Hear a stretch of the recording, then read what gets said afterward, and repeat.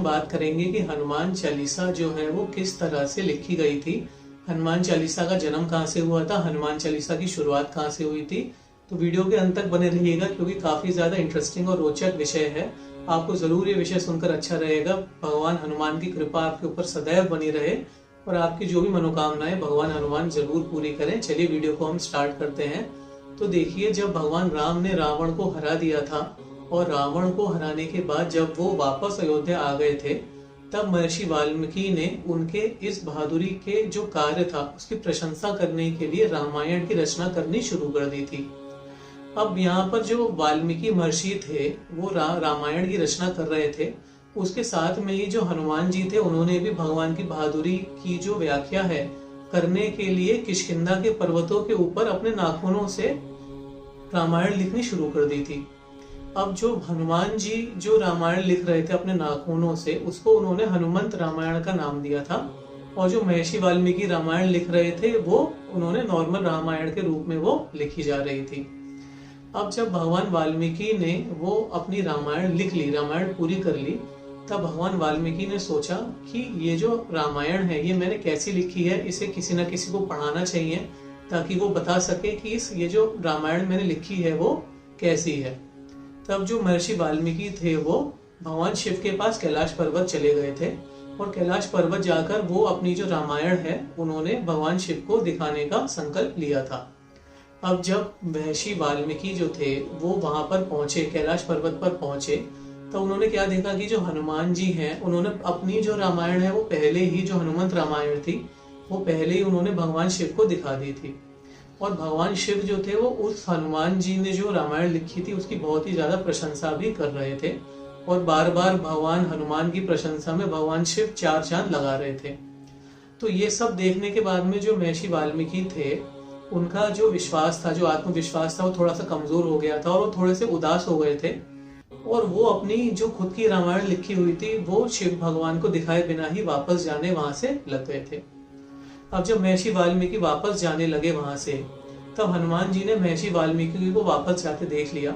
तो उन्होंने वापस गए और महर्षि वाल्मीकि को रोक के पूछा कि प्रभु आप वापस क्यों जा रहे हैं।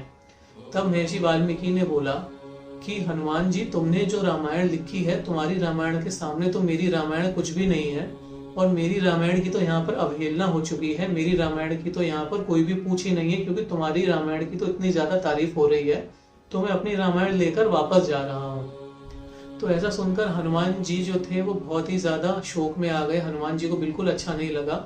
हनुमान जी ने क्या किया, अपने एक कंधे पे उन्होंने महर्षि वाल्मीकि को बिठाया, दूसरे कंधे पे उन्होंने जो अपना किष्किंधा पर्वत के ऊपर हनुमंत रामायण लिखी थी वो लेकर वो सीधे हिंद महासागर में चले गए और अपनी जो उन्होंने रामायण लिखी थी वो उन्होंने हिंद महासागर के अंदर यह कहकर डुबा दी कि पहली रामायण होने का जो सौभाग्य है वो महर्षि वाल्मीकि आप ही को प्राप्त होगा।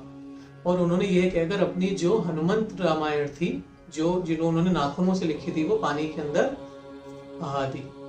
तो ऐसा देखने के बाद में जो महर्षि वाल्मीकि थे वो बहुत ही ज्यादा प्रसन्न हो गए थे और इस प्रसन्नता का कारण ये था कि हनुमान जी की जो निष्ठा थी, हनुमान जी का उनके प्रति जो आदर था, जो प्रेम था और अपने प्रभु राम के प्रति जो आदर था वो प्रेम था, वो देखकर वो बहुत ही ज्यादा खुश हो गए थे कि मेरी रामायण को अच्छा करने के लिए इन्होंने अपनी रामायण का त्याग कर दिया। तो महर्षि वाल्मीकि कहते हैं कि हनुमान, तुमने मेरे ऊपर आज बहुत ही बड़ा उपकार किया है और इस उपकार का जो फल है, इस उपकार की जो भेंट है या इस उपकार को मैं इस जन्म में तो नहीं चुका सकता, लेकिन जब मैं अगले जन्म में आऊंगा तो तुम्हारे इस उपकार को जरूर मैं चुकाऊंगा। तो यह कहकर जो ये गाथा थी यहाँ पर कलयुग में, जैसे जब वापस महर्षि वाल्मीकि का जन्म हुआ, कलयुग में महर्षि वाल्मीकि जब दोबारा पैदा हुए तब वो तुलसीदास जी के रूप में पैदा हुए थे और तुलसीदास जी के रूप में पैदा होकर उन्होंने रामचरितमानस की रचना करी थी। अब जब रामचरितमानस की रचना करी थी तब हनुमान जी का कर्ज उतारने के लिए उन्होंने सबसे पहले 40 श्लोकों में हनुमान जी की तारीफ करी, हनुमान जी की प्रशंसा करी, जिसे सब हनुमान चालीसा के रूप में आज हम लोग सब पढ़ते हैं। तो ये थी हनुमान चालीसा की कहानी कि हनुमान चालीसा का जन्म कैसे हुआ था। अगर आपको भी वीडियो अच्छा लगा तो प्लीज एक लाइक का बटन दबा दीजिएगा, कमेंट में जय हनुमान लिख दीजिएगा और भगवान हनुमान करे आपका दिन अच्छा रहे, आपका आने वाला साल अच्छा रहे, आपकी सारी मनोकामना पूर्ण हो। Thank you so much for watching. नमस्ते।